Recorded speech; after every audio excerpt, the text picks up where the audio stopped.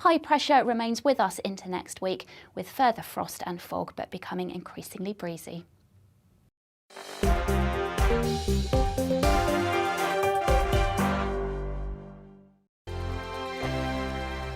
Hello there, I'm Eamon. And I'm Isabel. And you're watching the GB News digital stream across the United Kingdom. And around the world. If you're here in the UK, you can also watch us on your TV screen. GB News is Freeview channel 236. On Sky, we're channel 515. 626 on Virgin Media. Just remember, you might need to retune your TV to watch the channel. Yeah, and if you are doing that, find out more about retuning by going to gbnews.uk. Join my show Farage, 7 p.m. till 8 p.m. Monday through Thursday. And there you will get opinion, analysis, debate, and I'll cover stories that nobody else dares to touch. And then for the last 15 minutes, talking pints. We're over a drink. We have a civilized conversation with someone. We very often disagree, but we do it in a grown-up way. Come and join me on Farage.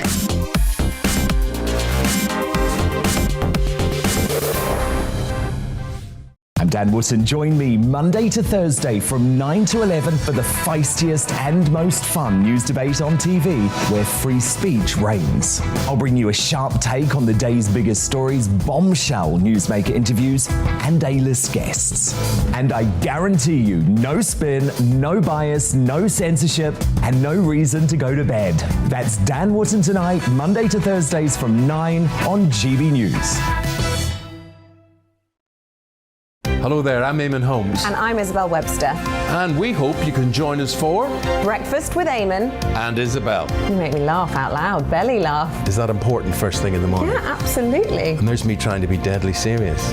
News is a serious business. Yeah, I have to rein you in sometimes. Well, it doesn't stop us laughing at it. It doesn't stop us having an opinion on what's going on. Yeah. And it certainly will not stop us reflecting what you think. Weekdays from 6 to 9:30 on GB News.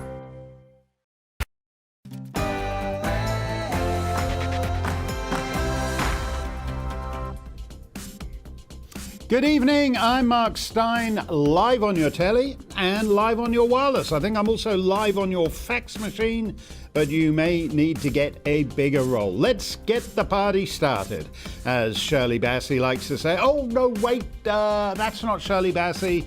That's the Principal Private Secretary to the Prime Minister. Tonight, Dr. David Starkey is here, as is Douglas Murray. And we hope you are too, because the indispensable part of the show is your questions and comments. Let me know what's on your mind by email, gbviews@gbnews.uk, or by tweet at gbnews. Stump the Steyn, of course, coming up.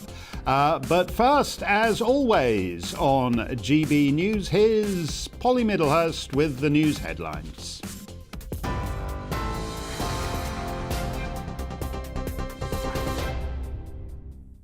Good evening. The top story. The former Director General of the government's COVID task force, Kate Josephs, has apologised for holding leaving drinks in December 2020 when indoor socialising was banned.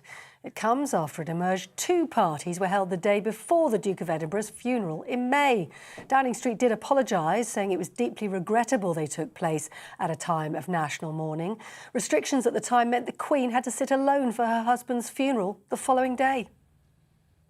In other news, Virginia Giuffre says she's pleased a judge has ruled her civil sex abuse case against the Duke of York can go ahead. Ms Giuffre says she wants to expose the truth. Prince Andrew denies all allegations against him. And it comes after the Duke was stripped of his royal patronages and military titles. An Australian court has ordered Novak Djokovic to be detained from 8 a.m. local time tomorrow, ahead of the first Grand Slam of the year, which starts on Monday. The tennis player will, however, be allowed to attend his lawyer's offices. It follows a government decision to revoke his visa for a second time, saying it was in the public interest. Andy Murray says it's unfortunate Djokovic has ended up in this situation, but encourages people to get the vaccine. The government is to hold a review into how a Chinese agent was able to get so close to senior British politicians. China has denied the allegations, saying it has no need to buy influence in foreign parliaments. Security Minister Damien Hines told GB News MI5 issued the alert to put a stop to the spies' activities. It's the system at work, and these notices are one tool that the security service has at its disposal. But what we've seen yesterday is a disruption of this activity. I'm afraid that we're likely to see more of these in the future. Police in Ireland say they've made significant progress in the investigation of the murder of 23-year-old primary school teacher ASHLING Murphy. Thousands of people have gathered at vigils across Ireland to remember ASHLING, who was found dead on Wednesday after going for a run on the banks of the Grand Canal in Tullamore, County Offaly. Ireland's Deputy Premier, Leo Varadkar, says the country is in shock. It does cause us to think a little bit more about gender-based violence, and this is something that men and women alike need to combat together. And I think for men in particular, we need to make sure that we understand and that we teach our boys that violence against women is never justified. Leo Varadkar there. On your radio, via DAB+, on TV and online, this is GB News. Now back to Mark Steyn.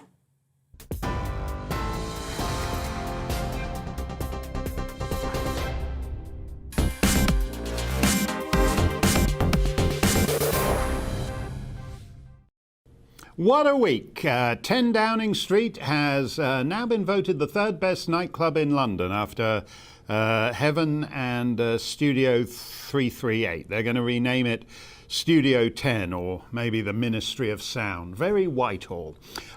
We're introducing a new feature at GB News, the bottom story of the week. Do you know Gina Miller? She's the barrister whose various lawsuits successfully stymied Brexit for 3 years or so, with consequences we're still living with.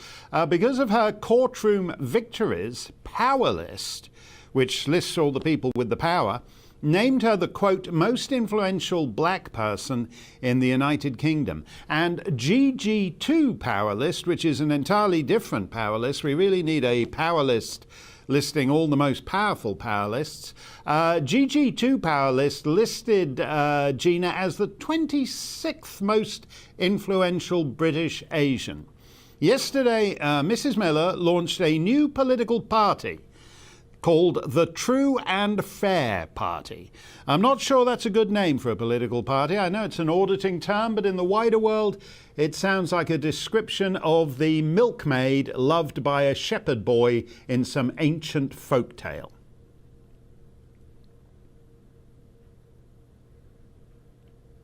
Oh, we were supposed to be having some exciting little clip there, but we don't have the exciting little clip. So Gina Miller formed her, whatever it was, the Truly, Truly Fair Party, and launched it yesterday. What's it all about? Good morning, everyone, and thank you all so much for joining us today.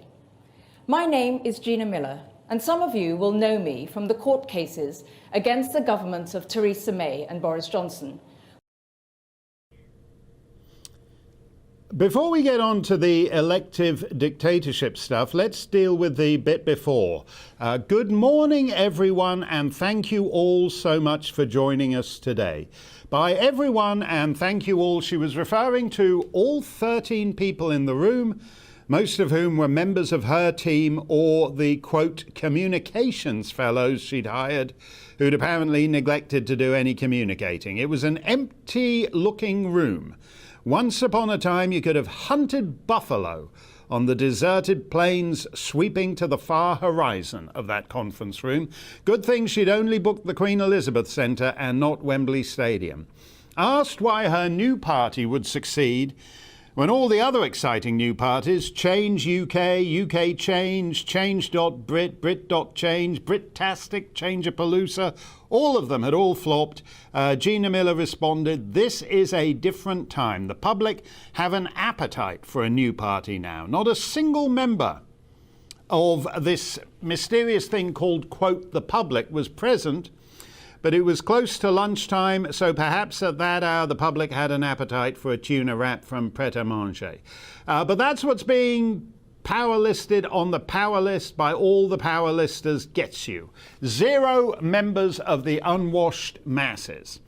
Mrs. Miller added that it was time for change. The one great constant in a turbulent world is that new political parties calling for change always want everything to remain the same. Change UK wanted to stop the UK changing from an EU member to an EU non-member. The public, by contrast, do have an appetite for change. They would like a change from open borders on the southern shore to firmly shuttered borders. Yet that kind of change is never on offer from all these change parties, is it? One is reluctant to revive the old gag about having all the qualities of leadership except followers, but powerless Gina Miller, purporting to be the voice of the people in a people-less room, is a near parodic example of the disconnect between the elites and the masses. COVID has widened that gulf. The latest Boris booze-up of the day front pages have Downing Street staff boogieing around number 10 on the eve of the Duke of Edinburgh's funeral. The heartlessness of the image leads most obviously to the conclusion that the elites who ruined your lives and businesses and the mental health of your kids don't actually believe a word of the panic porn they inflicted on you. These civil servants are writing all their no heavy petting between Tier 2 and Tier 3 resident rules in between bacchanalian conga lines round Downing Street.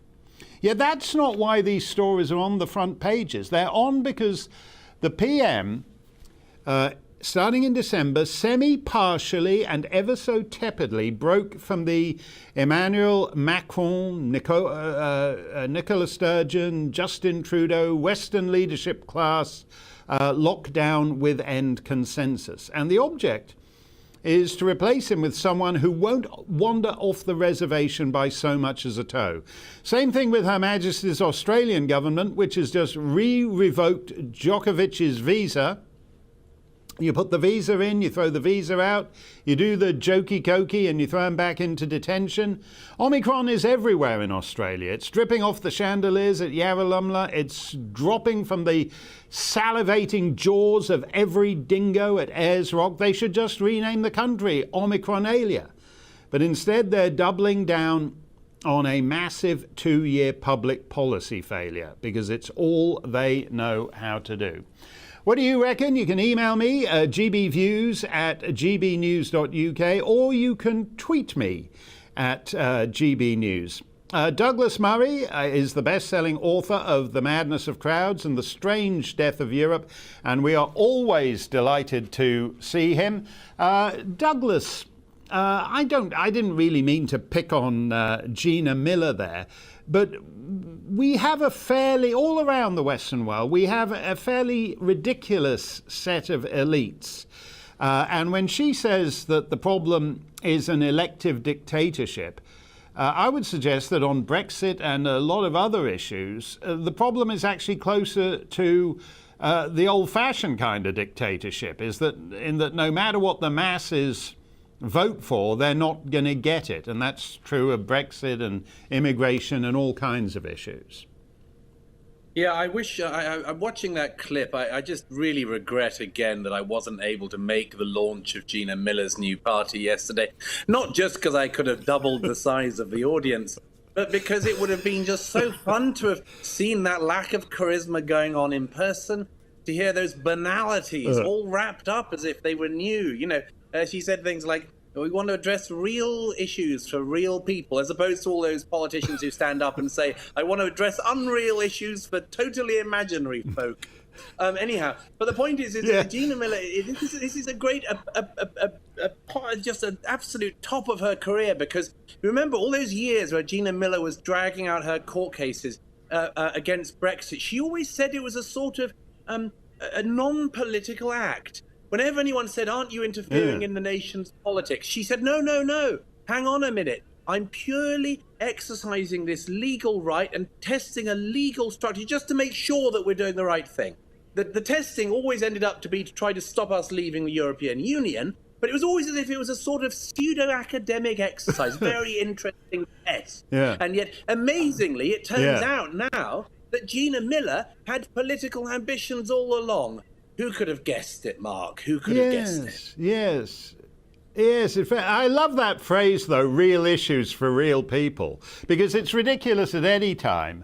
But after the last 2 years, because for most people it doesn't get much more real than being told you can't leave your house, your kids can't go to school, you've got to wear a mask indoors. I mean, we've had 2 years of real issues for real people. Right. I'm always amazed at how these people...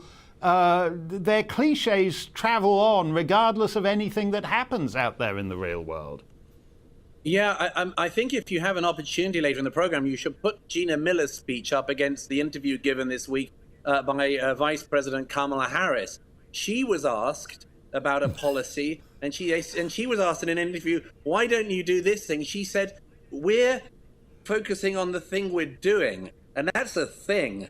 And we've got our focus on it.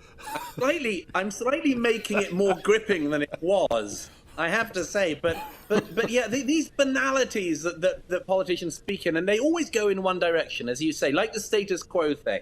It's always all these change parties always want things to remain the same. They always say they want to break the mold, and yet the mold they're working in is one that is very familiar. Come along and say you want to break the mold, as you mentioned earlier, and then you're in real trouble. If you actually want to do things differently, look at the current government and immigration. It said all this stuff it's going to do. Yeah. It doesn't do any of it, because that would require actually breaking the mold. Well, I think you've been very useful there, because I'm itching to dash out and found the focus on the Changing the Thing party. And I think that would be able to just clean up across the country. As long as I could be your vice president, I'd agree. As long as I can be the vice president and try out even more banal things every day, I think we're onto a winner here. Do you think when to try to connect it up with the Prime Minister's current travails, I mean, it's an odd intersection at the moment, because normally when people get into trouble, like they impeached Donald Trump for a phone call to the Ukraine. And most people in America, that's way too much information than they want about the Ukraine. They go, oh, it's something to do with the Ukraine. I think that's next to Chad. I can't really wrap my head around it, so I'm not going to focus on it. But actually, Boris Johnson's problem is that sending the office intern round to the off license with a giant suitcase and ordering it to be filled up with bottles of wine and then brought back, that is something that he suffers from the misfortune in that scandal is too simple, so people can get it. Yeah, that's right. It's very straightforward. By the way, you mentioned Ukraine, of course. I mean, you can't get Americans interested in the fact that Hunter Biden, Joe Biden's son, has proven to take millions of dollars of money from the Ukraine from sitting on a board that he doesn't seem to sit on in an expertise he doesn't actually have. But let's park that aside for the moment. You're right. The problem with the Downing Street scandal is that it's totally believable, it's plausible, and it's irritating to us, because we all, every member of the public, you know, at some point at least, gave up an awful lot on the orders of the government. And to discover just this drip of facts that keep coming out from Downing Street is very ugly indeed. And I don't know, maybe it will get uglier. But this news today on the front page of the Telegraph of the Downing Street party on the eve of the funeral of the Duke of Edinburgh, it must be about as low as you can go on this, because it just reinforces this fear that all along we were being told to do things that the people telling us and doing the telling didn't really follow. And that is terrible, because across this country, so many people, I wouldn't have thought there's a household that didn't suffer firsthand, as you say, really egregiously over the last 18 months. We all know people who lost relatives and they were told they couldn't sit by their bedside as they were dying. People going into the few operations that happened, people going in alone. And then, of course, all absolutely symbolized by Her Majesty the Queen mourning alone in the chapel with nobody on either side of her. And so it's just terrible for the government. I do worry, though, and I think a lot of people will share this worry, that there's this great momentum behind this story, and it's understandable because it's just so terrible. But there's a lot of momentum behind this story, and here's the problem with it. Boris Johnson is the only Prime Minister who said, and plausible candidate for Prime Minister, who said he would get Brexit done and actually took us out of the European Union. He solved what looked like a non-constitutional constitutional crisis of epic proportions. He actually solved that, and so a lot of us have a degree of sympathy for him for that. And I notice the push against him in recent days, particularly from people who, of course, wished he hadn't done that. There's one other problem, however, which is this. All this talk of Boris can't stay, is his position becoming untenable and so on, raises another question, which is, what are you going to do about it? And that's the question for the Conservative Party. And that's why I don't particularly like this talk about Boris Johnson at this point, because I don't know about you, but my suspicion is, Mark, that the great British public don't feel very warm about Boris at the moment, but they're not going to think much warmer about the Conservative. If at this stage in the game, they decide to have another knifing, another leadership contest, and end up giving us Prime Minister Jeremy Hunt. Right, which is what is likely to happen. You know, one of the things I find, you and I both worked for The Spectator, which Boris ran for a while. I never found him the most clubbable at Spectator parties. He always seemed sort of slightly bored, lonely, with a look of someone who'd rather not be there. So there is an attempt to say, well, actually, this is the civil service. This isn't Boris Johnson as the round-the-clock party goer. These are basically Her Majesty's civil servants who, as you pointed out, on the eve of the burial of Her Majesty's husband, don't seem to know enough to know that it's not appropriate just to be boozing it up all the time. And in that sense, it's a story about the arrogance and disconnect of the larger elite, isn't it? Yeah, I don't want to suggest, by the way, Mark, that Boris is normally, in my experience, a great party animal, because it was to suggest that he was not very happy and was just very gloomy at parties that you were at. And I wouldn't want to make that link. But let's assume that's not the case. I think you're right. I think the criticism that people will have is about effectively what kind of direction he sent Downing Street in. Now, you and I know that any boss does have control over this, and this is one of the criticisms that Boris's critics can make, is whether or not he was there, and on this particular occasion he wasn't. If you're a boss who runs an office where people sort of dash out and get bottles of gin and knock them back after us, you sort of know that's the sort of atmosphere you set. If, on the other hand, you've said, look, we've put these really stringent measures down for the country, and nobody here should ever break any of them, because if they do, we're toast, then that's a very different thing. And I think what people are worrying about in this, underneath this story and why it keeps going on, is this sort of feeling that perhaps this happens so often, to such a degree, that whether or not he was there on this day, whether or not he wandered into the party that day or was at Chequers that day, the sense is that in Downing Street they were doing one thing whilst they were telling the country to do another. And that's a basic hypocrisy which runs against a sense of fairness that I think is a really important thing to the electorate. Yeah, when you're asking them to make extraordinary sacrifices. Stick around, Douglas, because I want to get your reaction to what our viewers have to say about this. In regards to him not enjoying my company, I do recall that I once sent him a rather intemperate fax complaining that he'd taken me for lunch and bought me the cheapo £2 special of the day at the rather mediocre Italian restaurant round the corner from The Spectator, and he indignantly faxed me back that in fact it was a £4 special of the day. So that's the upper limit of what Boris Johnson is prepared to spend on me.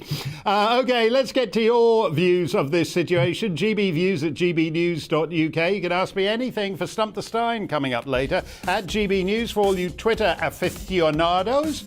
And we also have Dr. David Starkey. So as the Paymaster General says of the PM, don't go nowhere. Hello, fog and frost to start this weekend once again for many of us. Quite a lot of cloud then through the rest of the day on Saturday before it brightens up for many of us on Sunday.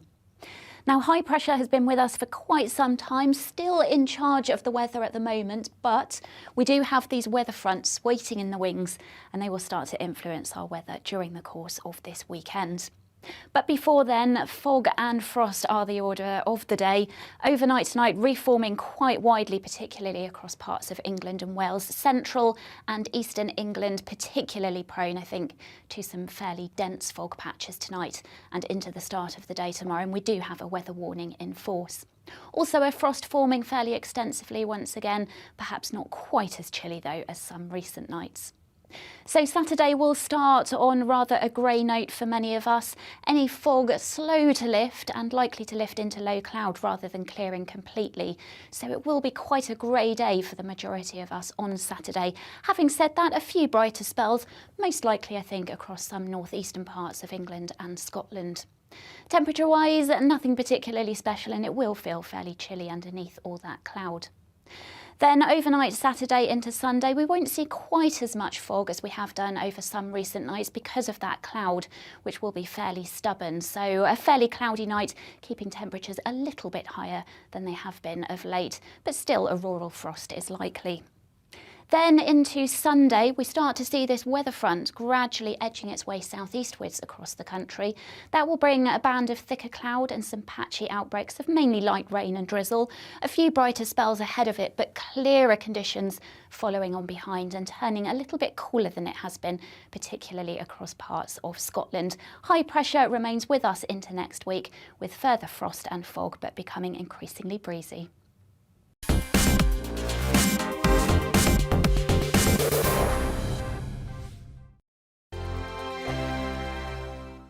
Hello there, I'm Eamon. And I'm Isabel. And you're watching the GB News digital stream across the United Kingdom. And around the world. If you're here in the UK, you can also watch us on your TV screen. GB News is Freeview channel 236. On Sky, we're channel 515. 626 on Virgin Media. Just remember, you might need to retune your TV to watch the channel. Yeah, and if you are doing that, find out more about retuning by going to gbnews.uk. Join my show Farrar, 7 p.m. till 8 p.m. Monday through Thursday. And there you will get opinion, analysis, debate, and I'll cover stories that nobody else dares to touch. And then for the last 15 minutes, talking pints. We're over a drink. We have a civilized conversation with someone. We very often disagree, but we do it in a grown-up way. Come and join me on Farrar.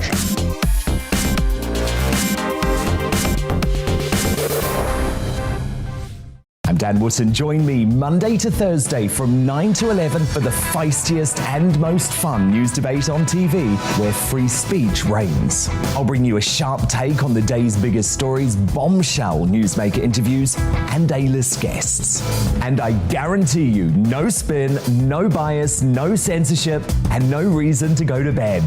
That's Dan Wootton tonight, Monday to Thursdays from 9 on GB News.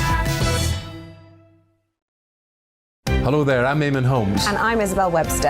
And we hope you can join us for Breakfast with Eamon and Isabel. You make me laugh out loud, belly laugh. Is that important first thing in the morning? Yeah, absolutely. And there's me trying to be deadly serious. News is a serious business. Yeah, I have to rein you in sometimes. Well, it doesn't stop us laughing at it. It doesn't stop us having an opinion on what's going on. Yeah. And it certainly will not stop us reflecting what you think. Weekdays from 6 to 9:30 on GB News.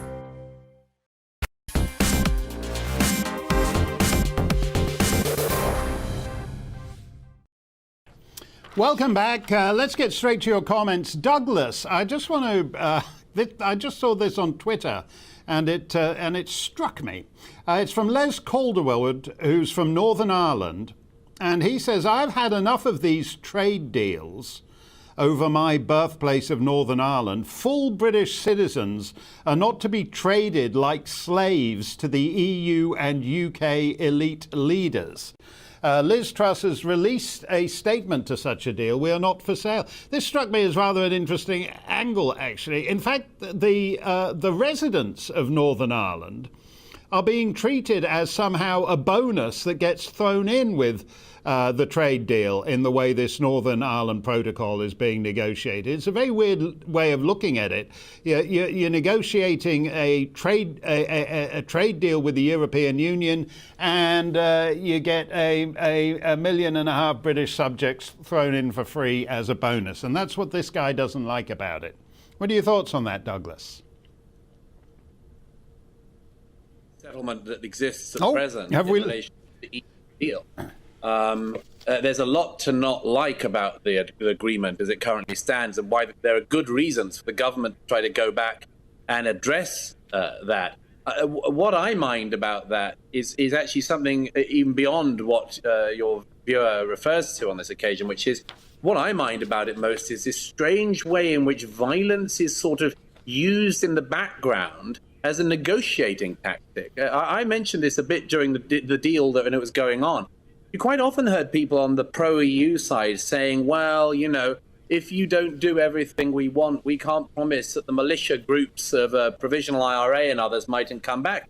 And I used to say at the time, I was horrified by that kind of talk, because can you imagine if the British government or anyone in favour of Brexit had said to the EU, if you don't do exactly what we want, we can't promise that there won't be some red-hand defenders or others who mightn't pop out and start assassinating people. There was, throughout the whole negotiation period, a very uncomfortable sense in which the past and violence in particular were being used effectively to get the EU's way. I very much regret the fact that the settlement that was made, but I think that the government can still go back and change that, and it should.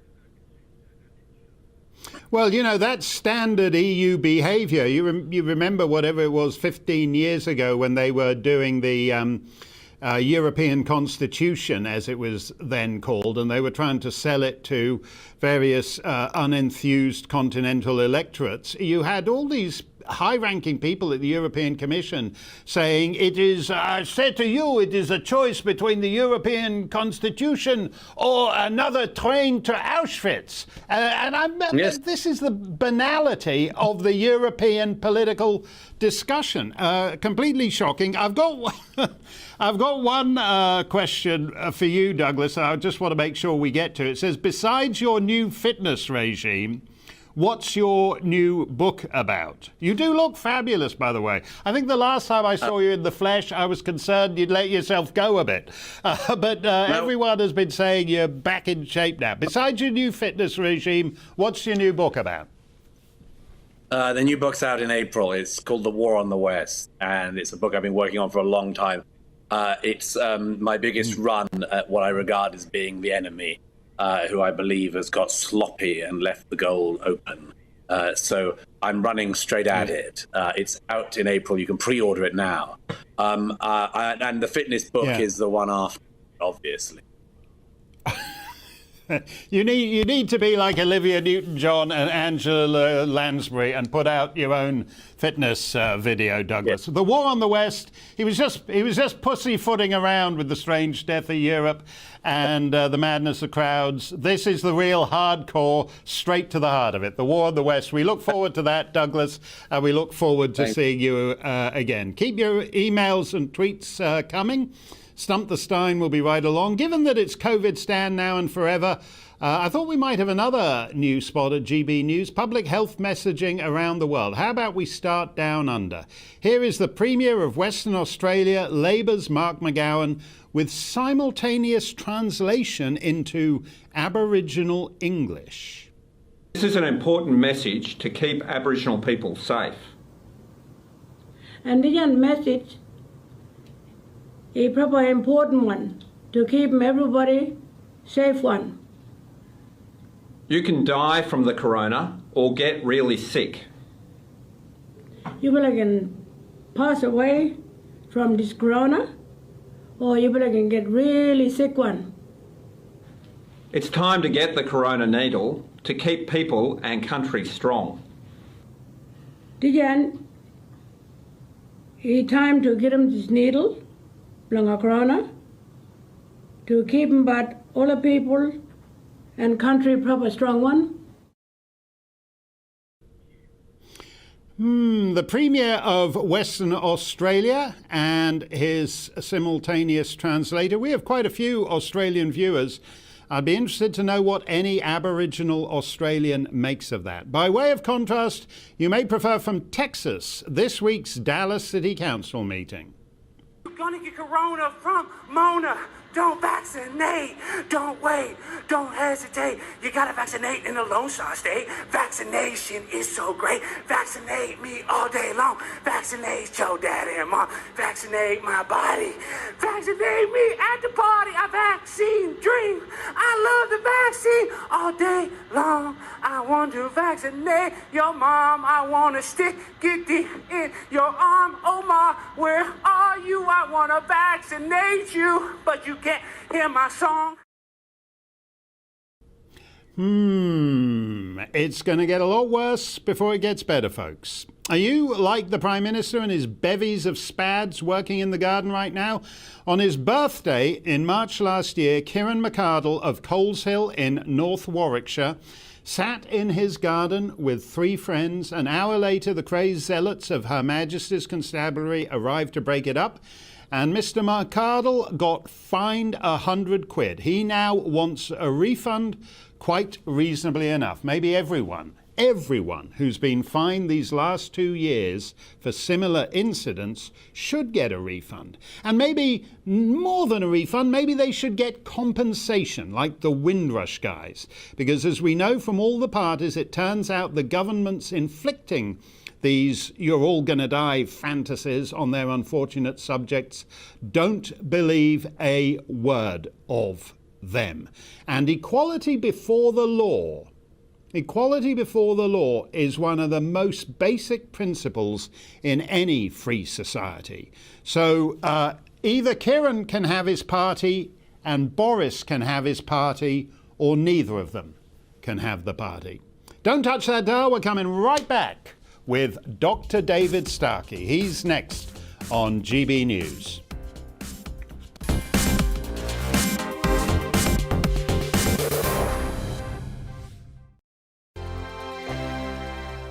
Hello there, I'm Eamon. And I'm Isabel. And you're watching the GB News digital stream across the United Kingdom. And around the world. If you're here in the UK, you can also watch us on your TV screen. GB News is Freeview Channel 236. On Sky, we're Channel 515. 626 on Virgin Media. Just remember, you might need to retune your TV to watch the channel. Yeah, and if you are doing that, find out more about retuning by going to gbnews.uk. Join my show Farage, 7 p.m. till 8 p.m. Monday through Thursday. And there you will get opinion, analysis, debate, and I'll cover stories that nobody else dares to touch. And then for the last 15 minutes, talking pints. We're over a drink. We have a civilized conversation with someone. We very often disagree, but we do it in a grown-up way. Come and join me on Farage.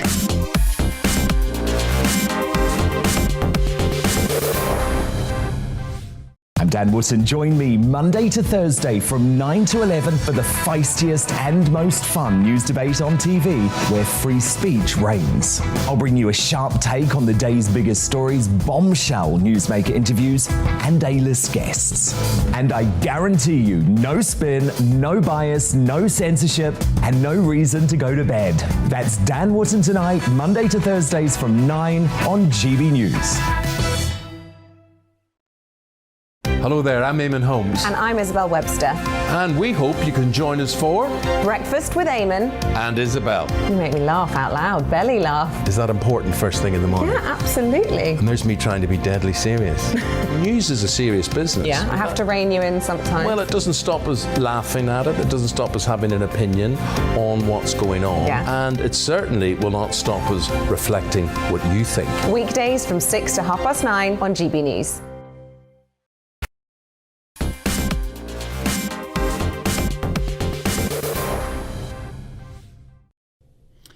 Dr. David Starkey is coming up in moments, but let's get a couple of Stump the Steyn questions out of the way. Robin says, Mark, do you have a specific political allegiance? Well, I am a man of conservative disposition and conservative temperament, but I am because what I value is cultural conservatism.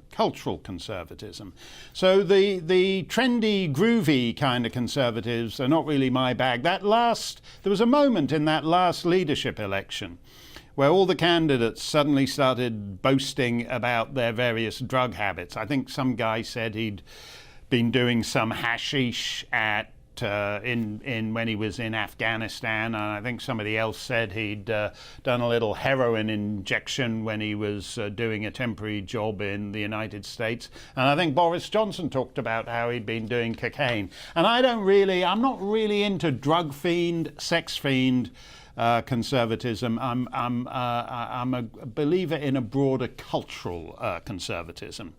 Daniel says, what is the biggest threat to Western civilization?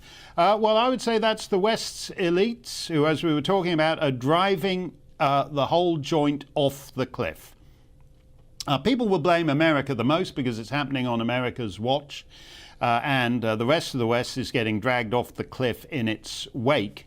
But basically all the threats we face, the Chinese, the Russians, the Iranians, these are all opportunist enemies.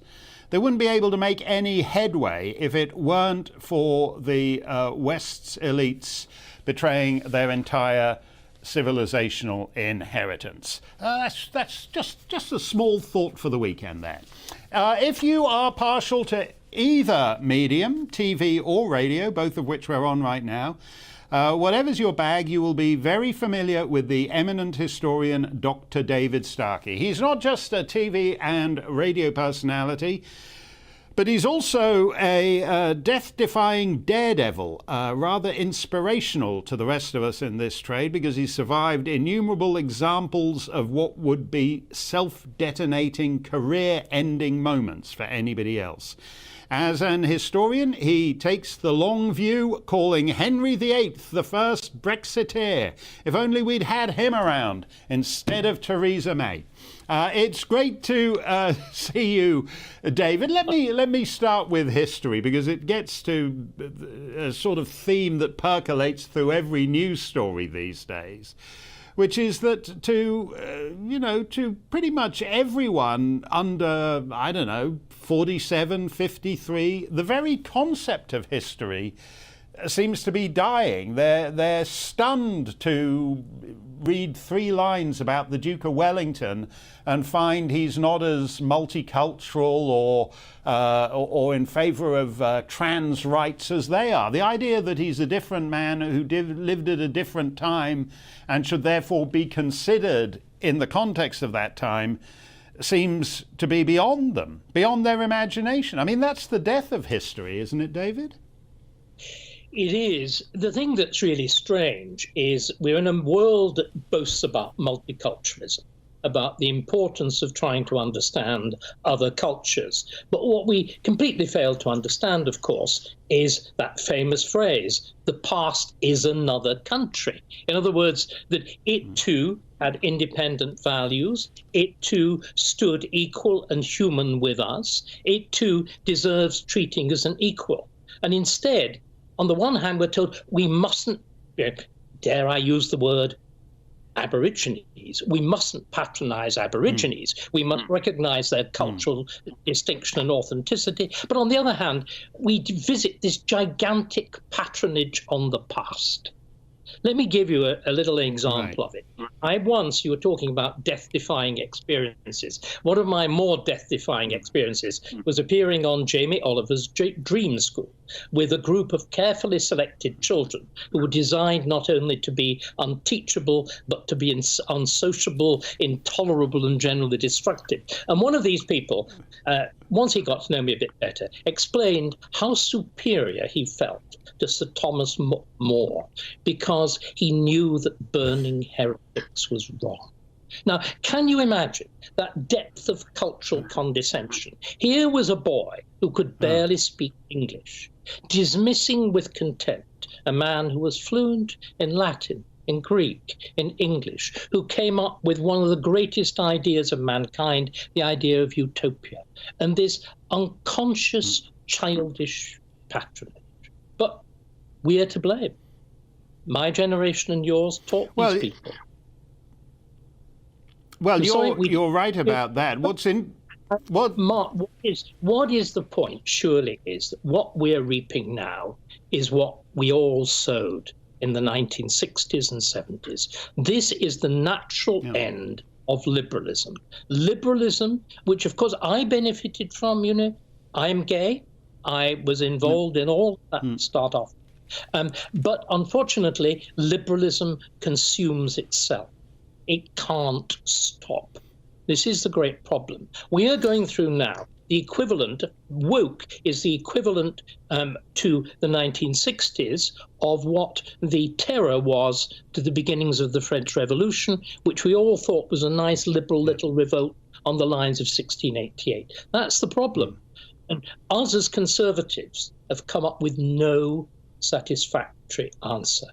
And I'm going to be very interested to see Douglas's book, because what does conservatism in the modern world ground itself?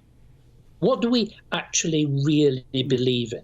If you look at the last great attempt by Roger Scruton, it failed because it tried to invoke the world of German idealism, of the philosophy of somehow as all being born essentially into a place in the world. Unfortunately, we don't have that footing anymore.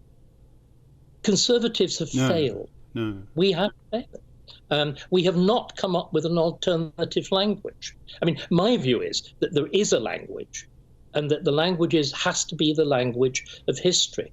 We've got to say we are creatures of history, that we're rooted in history. But, you know, that involves reversing everything you've been talking about. And it's quite a big job for one chap like me. No, well, that's a very good point. I mean, as you said, Thomas More's the fellow who came up with utopia. So your utopian student, in all his condescension, was in a kind of perverted way an example of what Thomas More foresaw as the flaw in utopia. I want to ask you about what I think is a very current example of this, really from the last year and a half. There was a thing called slavery practiced around the globe. And America hung on to it longer than other Western societies did. That's not really the history of Britain or the British Empire. I remember, well, you know, the Underground Railroad, that went to Canada. Why did black slaves want to get to Canada? Because in Canada they could live as free men. And there's some painting, I think, in the Royal Ontario Museum or somebody, of Britannia welcoming all the fleeing black slaves into her bosom. So our history is not America's history, and yet this particular racial dynamic now seems to be being applied throughout not just all the other English-speaking countries, but continental Europe too. That's basically a false bit of history being stapled on in place of these countries' actual history, isn't it? That's right. And clearly, again, let's be absolutely clear. Slavery was a cultural universal. Every civilization that I know of is tainted by it. It becomes redundant and therefore is able to be abolished only because Britain, and it is Britain, of course, who invents modernity, and with modernity, it invents mechanization. It's no accident that the abolition of slavery by Britain follows in the wake of industrialization. That's why it can be done. But remember, we too, and it's very important, America does spring from Britain. And if you actually look in Britain in the 18th century, you got exactly that same combination that you see in America. On the one hand, talking loudly of liberty, if you were white, and of slavery, if you were black. Dr. Johnson comes up with that wonderful formula. Nobody yelps more loudly in favor of liberty than a Yankee slave driver. And it is this paradox. And America has that paradox. And it was built on that paradox. It, of course, gives the lie to so many of those great boasts in the Constitution. But the problem is, Mark, we're human. we're flawed. Constitutions are flawed. The problem with what's going on at the moment with woke is the notion that you can make mankind perfect. The enemy of the good is perfection. It always has been. In other words, woke, and again, I shall be very interested to see what Douglas makes of it. Woke is essentially religious. What America is going through, what to a lesser extent we are going through, is a new religious revival. Woke is a kind of, it's a bit like, it's very like early Christianity. It believes in tearing down the mighty from their seats. It believes in the elevation of the outsider. Of course, unlike early Christianity, it has no doctrine of redemption, repentance, and salvation. It's all about condemnation, but it is a religion. In other words, as G.K. Sorry, I'm doing lots of quotes, but they're all good things. The wonderful quote of G.K. Yeah, they're good names to quotes, yeah. And they're good names to quote. When Chesterton says, when people stop believing in God, they don't believe in nothing, they believe in anything. And again, the decline of the West. What woke seems to me, it's really important we assess how serious it is. It is as destructive to the values of the West as Christianity was to the values of the Roman Empire. We really are undergoing. It's not yet clear whether we're there, but we are really undergoing, if this is not reversed, one of these huge cultural shifts that marks the end of one civilization and a dark age, a new civilization, utopia. Who knows? I'm not a prophet, I'm a historian. But we really are undergoing one of these things, and anybody who doesn't grasp that is failing to understand their own times. I mean, again, I had a prophecy. Well, just one second. Yeah. At the beginning of all of this, at the beginning of the whole COVID business, I said the great danger that we were facing was we will get a Chinese virus and we'd finish with a Chinese society. Yep. And that's exactly what's happened.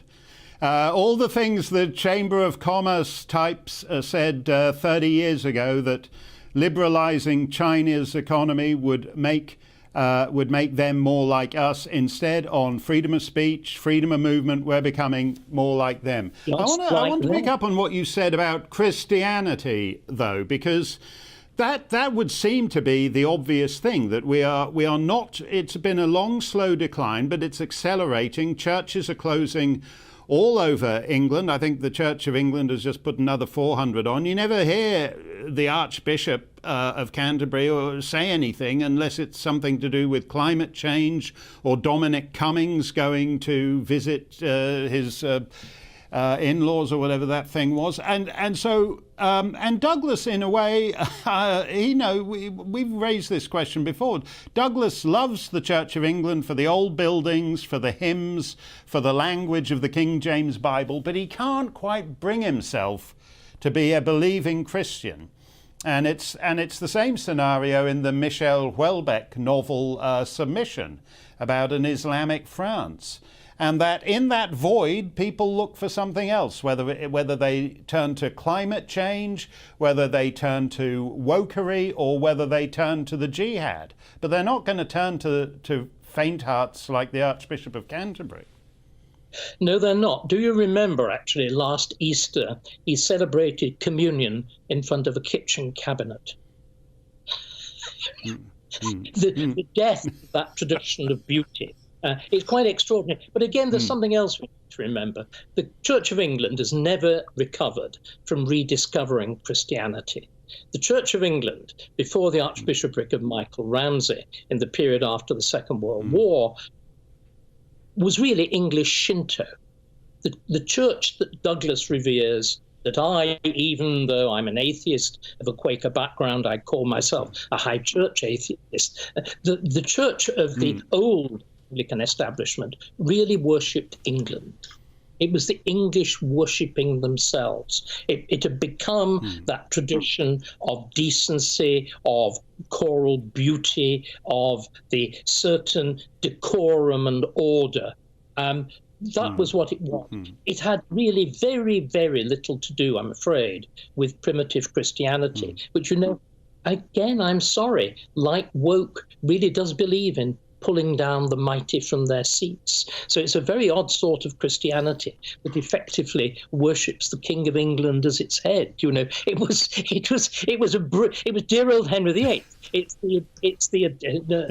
is the adaptation of Christianity to monarchy, the turning of an international religion, which Christianity was, into a national church. I mean, we were all very good at these kind of sleight of hand. History plays these strange tricks. The problem is, once you become, as the young now are today, intensely literal-minded, puritanical, Manichaean, the believers in absolute good and absolute bad. You know, us conservatives, at least I think you're the same, we're rather muddle-headed people. We don't believe in human perfection. We don't really much believe in human virtue, unless I'm afraid you're like some of those funny American conservatives who always found out after having preached heterosexual values that, you know, they were running 3 boyfriends on the side. No, I never do that, because I don't want to be photographed hanging upside down in a bondage dungeon on the front page of the Sun. I've never wandered down that route. I think you're right.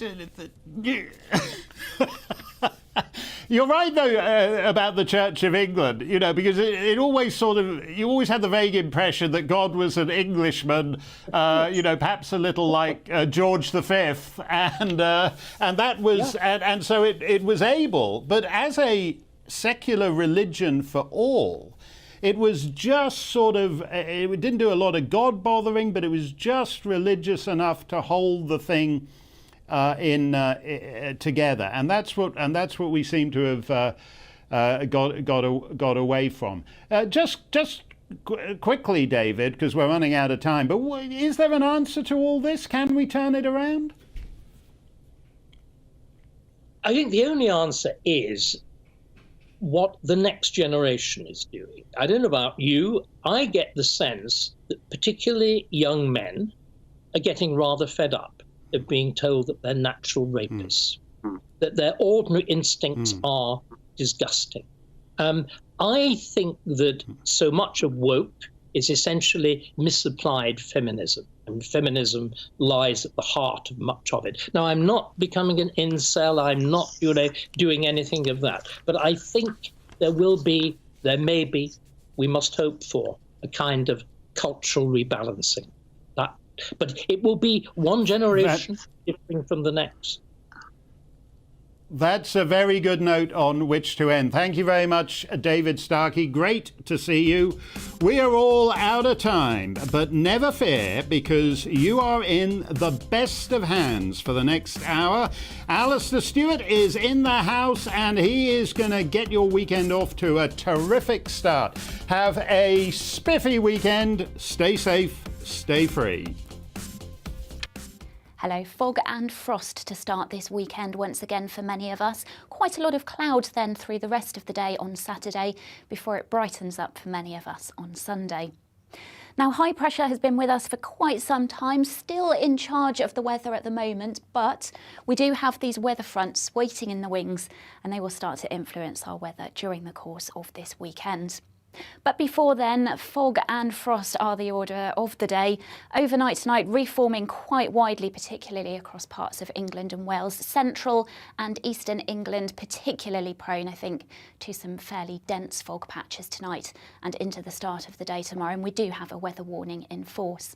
Also a frost forming fairly extensively once again, perhaps not quite as chilly though as some recent nights. So Saturday will start on rather a grey note for many of us. Any fog slow to lift and likely to lift into low cloud rather than clearing completely. So it will be quite